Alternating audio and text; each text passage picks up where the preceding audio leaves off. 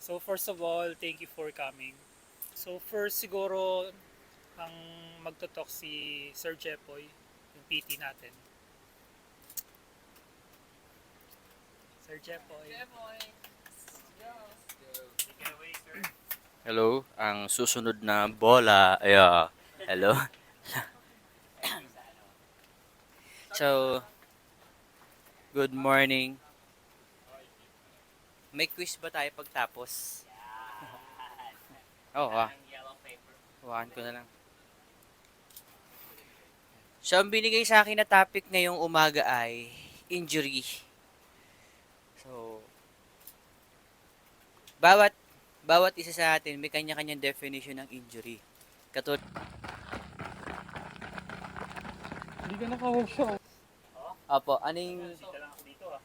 ano po yung, Ah, personal take kung ano yung injury sa akin. Siguro yan yung result ng pag-aabuso natin sa katawan. Lalo ganda. na let's say sa running. Opo, Pag inabuso mo yung katawan mo, walang proper guidance, walang tamang training, opo, walang correct execution, definitely it will lead to yun, injury. ganda.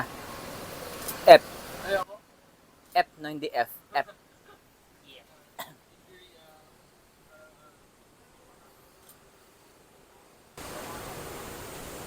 Para sa akin, kaya dalawang race.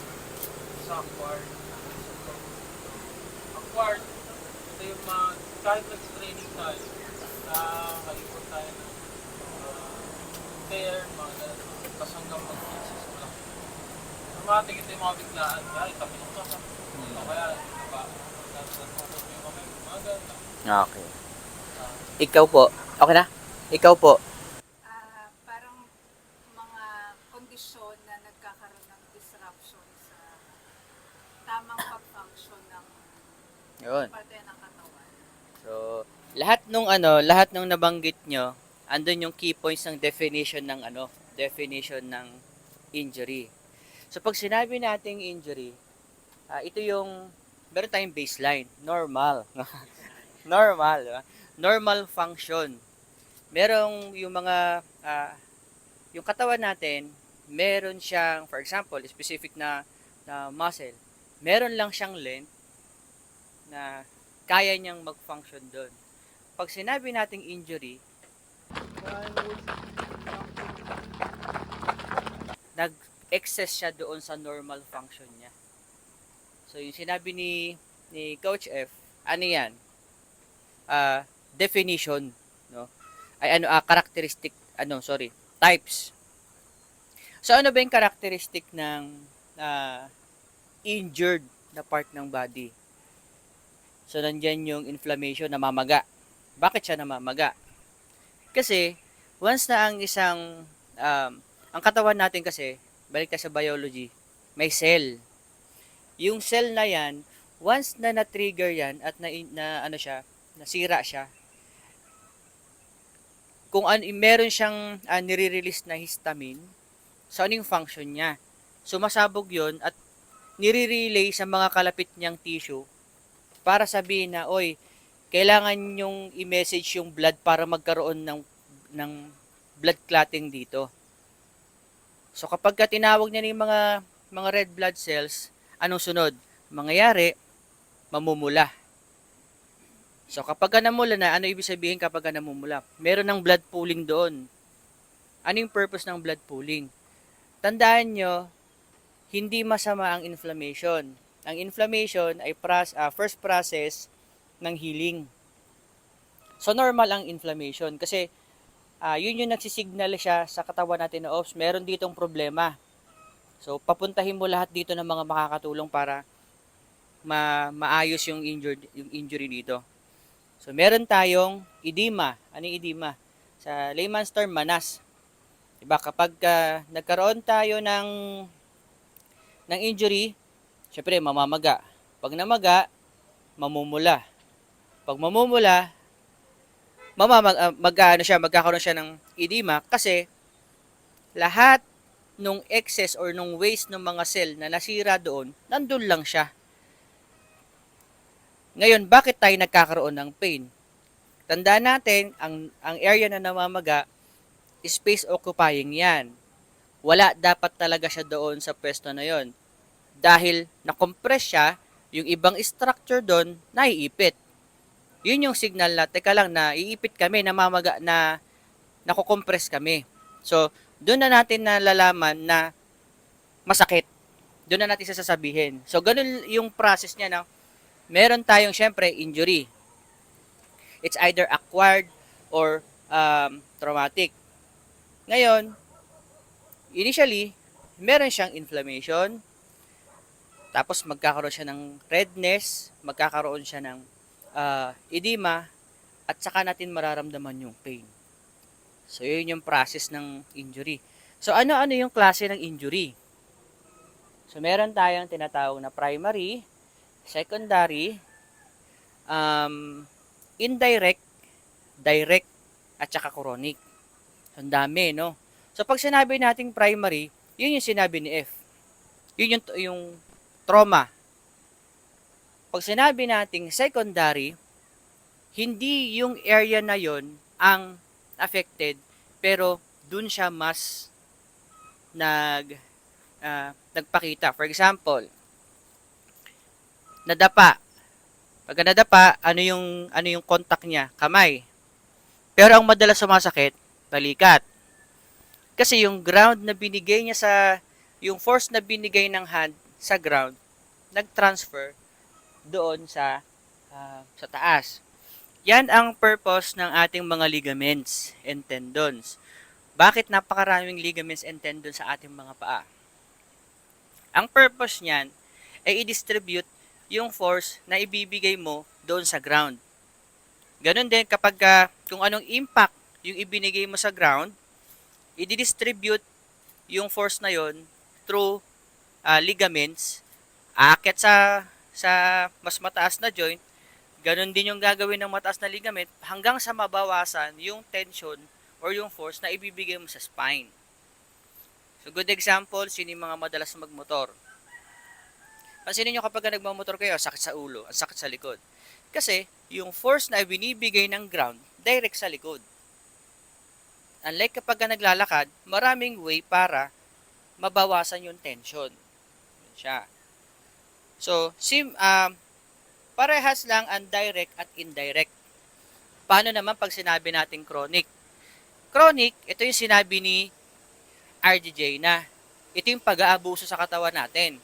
Na meron na tayong nararamdaman, pero dahil ang iniisip kasi natin, ang utak kasi ng Pinoy, hanggat nakakatayo ako, pwede pa yan. Hindi ako pupunta ng ospital. Hanggat kaya ko. Pero pag hindi na ako tumatayo, saka nyo ako dalhin sa ospital. Yan ang mindset, no?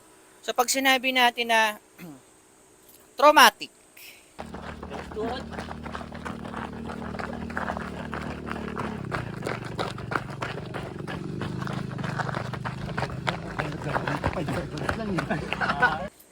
trauma, merong outside force. Kumbaga may isang involved na it's either structure yan or ano man na pwedeng dumikit sa'yo at mag-cause ng injury. Pag sinabi naman natin chronic, nakukuha natin siya over time. So dito na papasok yung sinasabi natin na microtrauma at macrotrauma. Ano yung ibig sabihin ng micro? Sa lahat ng ginagawa nyong training, pag tumatakbo, anong nakukuha nyo? Microtrauma. Good siya in a way. Kasi, binibigay mo yung trauma na yun para yung structure na nai-stress, mag-a-adapt siya doon sa ginagawa mo.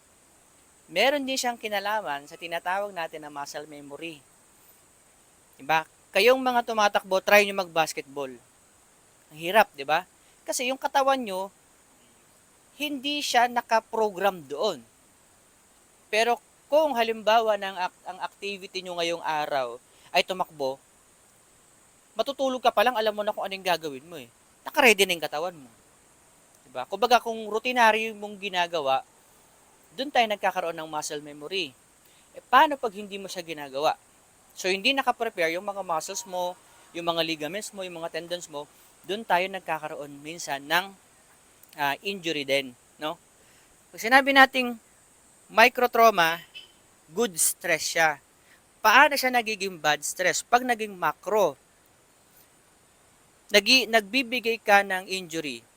Over time, ang ginagawa mo lang remedy, rest, tapos bibigay magsisik ka ng attention sa medical practitioners, bibigyan ka ng gamot, pero hindi na-address. Which is pwede siyang ma-address through proper normal training, no? So, ang microtrauma, pag hindi natin siya manage immediately, nagiging macrotrauma. Ayan ay nagkakaroon tayo ng mga tear, mga muscle tear na, no? So, ngayon, kung halimbawa na nagkaroon ka na ng injury, nakaramdam ka na ng inflammation, nakakita ka na ng redness, nakakita ka na ng edema, and then nakaramdam ka ng pain, ano yung nangyayari doon sa loob na yun? Ano yung process ng healing?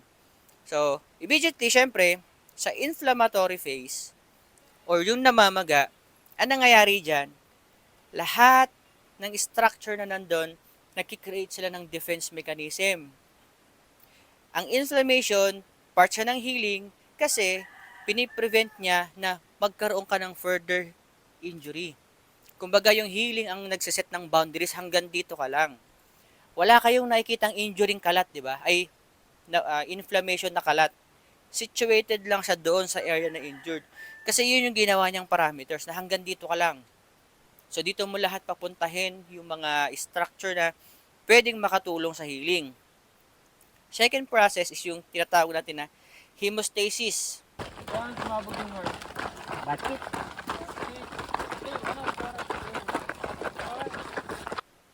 Saan natin ito madalas nakikita? Pag nasusugat, hindi naman dire-diretso yung pagdurugo, di ba? Humihinto siya.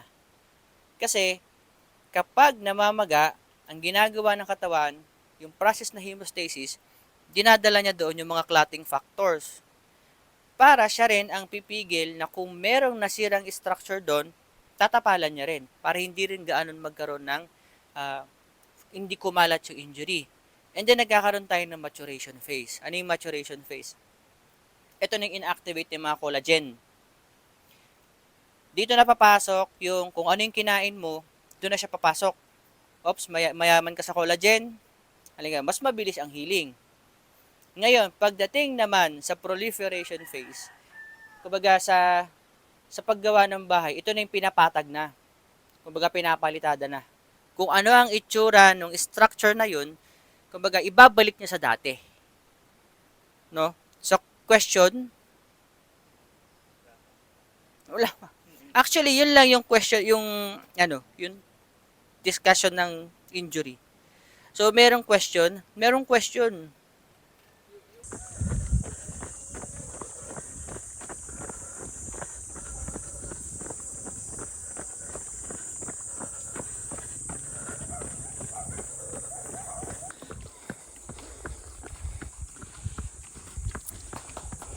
Buga lang.